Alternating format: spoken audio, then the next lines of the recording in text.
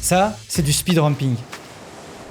Je sais, tu en as vu partout sur les réseaux sociaux, mais crois-moi, ça peut dynamiser tes montages. Dans cette vidéo, je vais te montrer comment le faire très facilement dans Premiere Pro.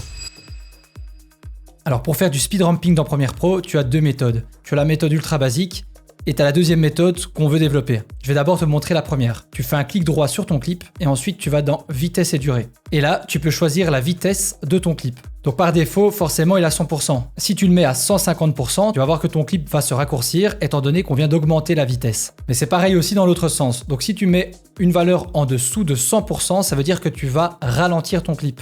Par exemple de 50%. Et là, je te renvoie vers ma vidéo où je t'explique les bases de la vidéo pour que tu comprennes bien les framerates. C'est-à-dire que si tu veux ralentir tes plans, il y a certains aspects que tu dois connaître au niveau des FPS. Donc là, je vais faire comme si tu avais déjà vu ma vidéo et que tu sais de quoi je parle. Dans ce cas-ci, cette vidéo-ci a été tournée à 50 images par seconde.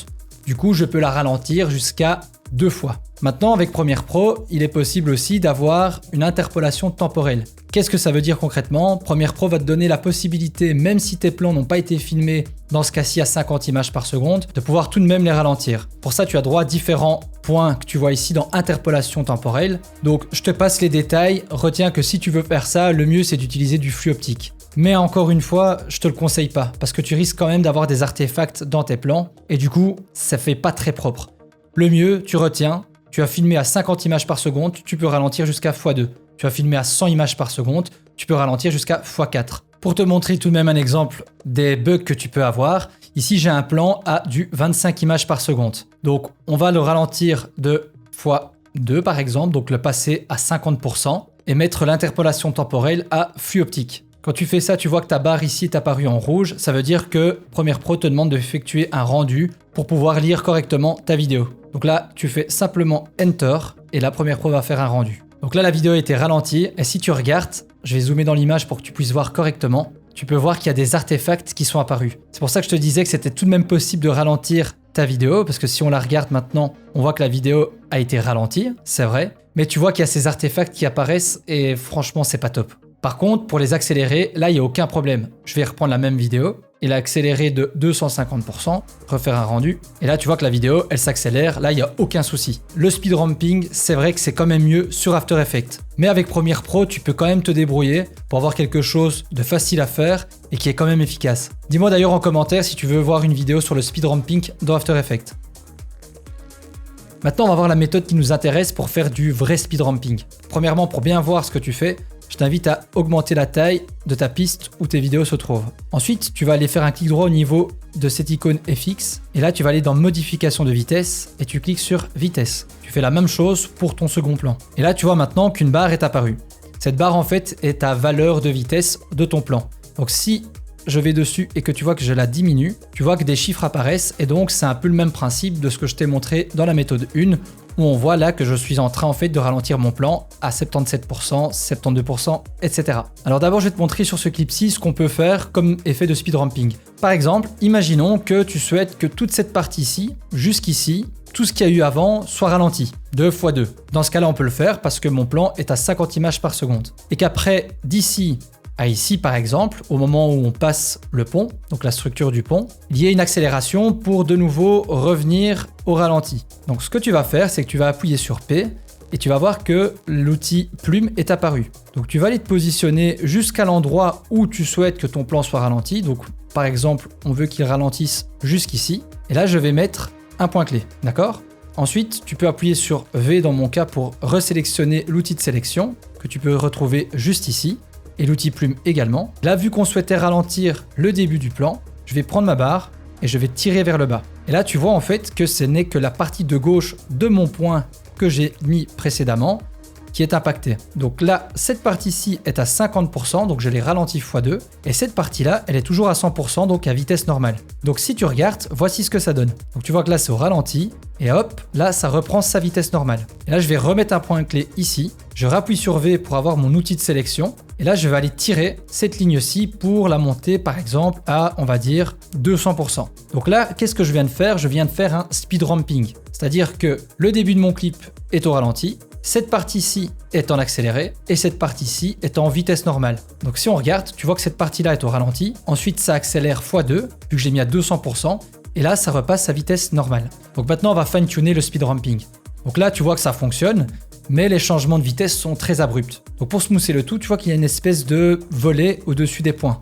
Donc ces deux symboles-ci, ces deux icônes-ci. Si tu passes ta souris dessus, tu vas voir que tu vas pouvoir écarter donc ces points-ci. En fait, en faisant ça, tu vas pouvoir lisser le changement de vitesse. Donc tu vois que maintenant si on regarde, tu vas voir que le changement de vitesse va se faire de manière progressive. Donc c'est déjà beaucoup moins abrupt de ce qu'on avait juste avant. Mais tu peux encore aller un step plus loin. Si tu cliques sur l'une des deux icônes que tu vois ici, tu vois que cette espèce de manivelle est apparue. Et donc si tu l'attrapes et que tu la penches comme ceci, tu vois que tu peux faire en fait une espèce de courbe pour encore plus smoother ton animation, donc ton changement de vitesse. C'est un petit peu dans le même principe que je t'avais expliqué dans ma vidéo précédente avec le plugin Smoothify, où on souhaitait en règle générale avoir une courbe en S.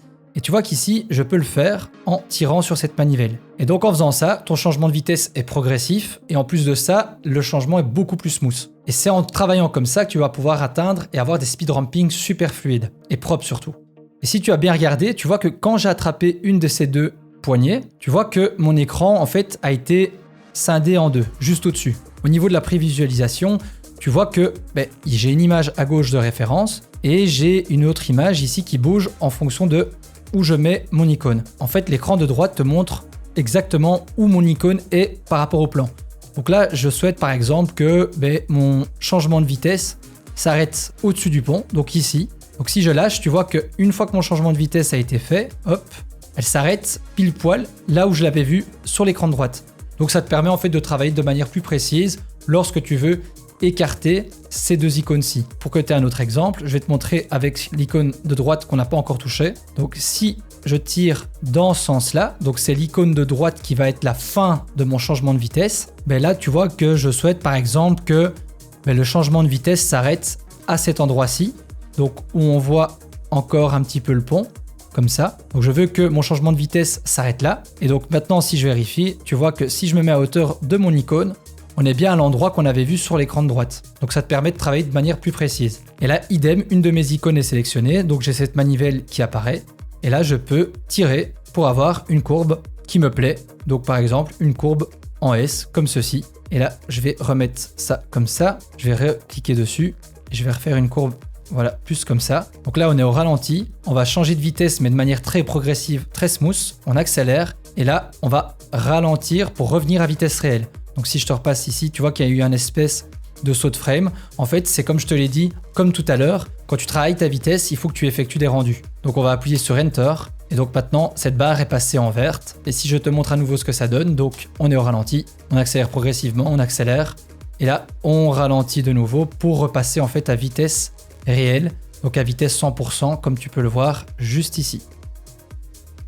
Alors le problème qu'on a aussi avec Premiere Pro, mais que tu n'as pas avec After Effects, c'est le motion blur, donc le flou de mouvement. Normalement, lorsque tu vas accélérer un plan, tu vas avoir du flou de mouvement. Mais avec Premiere Pro, on n'a pas d'option comme sur After Effects pour pouvoir activer ce motion blur. Donc là, tu as plusieurs choix. Soit tu le fais dans After Effects, soit tu achètes un plugin exprès donc de motion blur comme RSMB, ou bien même Zoom Blur dans le plugin d'Artlist, ou alors tu le fais en direct dans Premiere Pro.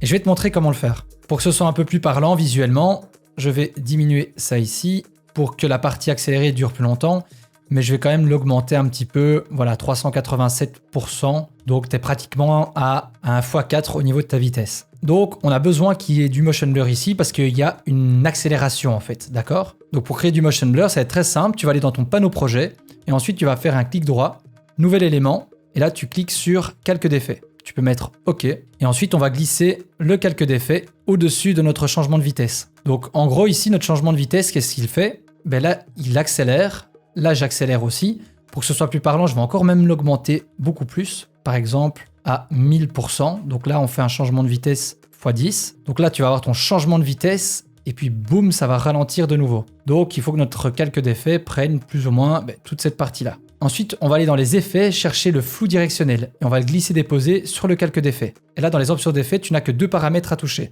L'angle et la distance. Donc la distance, je vais déjà l'augmenter pour que tu puisses voir que le blur, donc le flou, s'est mis en place. Et l'angle, en fait, ça va être, si tu veux, l'angle à laquelle le flou va être dirigé. Donc là, je joue avec ici. Tu vois que par exemple, au niveau des voitures, je vais zoomer pour que ce soit plus parlant. Tu vois, par exemple, si je le laisse ici à 0, le flou est à la verticale. Si je le mets par exemple à 90 degrés, 90 degrés pour les Français, tu vois que ton flou est à l'horizontale. Nous, on va le laisser ici à 90 degrés pour que ce soit plus cohérent vu qu'on fait un mouvement vers la droite, donc on fait un mouvement horizontal.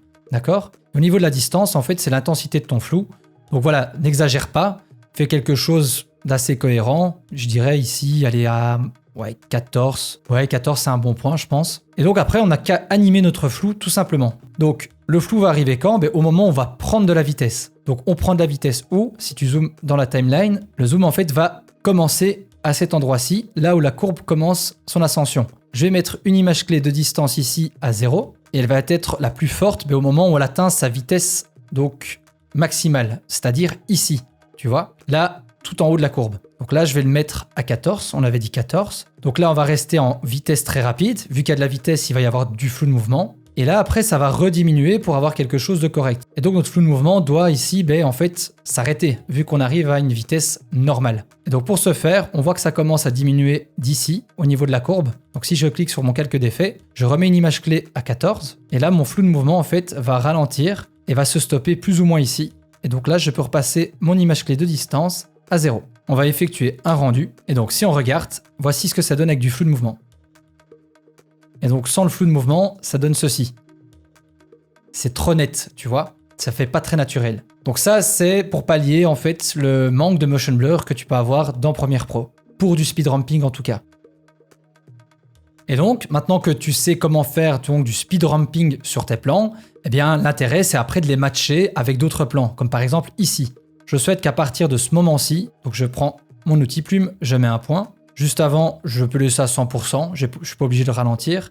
Mais à partir de ce moment-là, je veux que ça augmente fortement, on va dire à 1000%, donc 1 x 10. Donc là, je vais appuyer sur P, je mets un point clé, je reprends mon outil de sélection et j'augmente cette barre aussi à 1000%, par exemple. On va écarter un petit peu nos plans, comme ceci. Et là, je vais écarter les points et faire une belle courbe en S. Et je vais faire pareil, en fait, de ce côté-ci. Ce que je vais même faire pour que ça dure moins longtemps, je vais cutter mon clip juste ici. Et là, je vais tirer là-dessus et faire aussi une belle courbe en S. Comme ça, j'ai plus ou moins la même taille de courbe entre mes deux plans. Ok? Et après, c'est pareil que tout à l'heure, on va aller rajouter du flou de mouvement.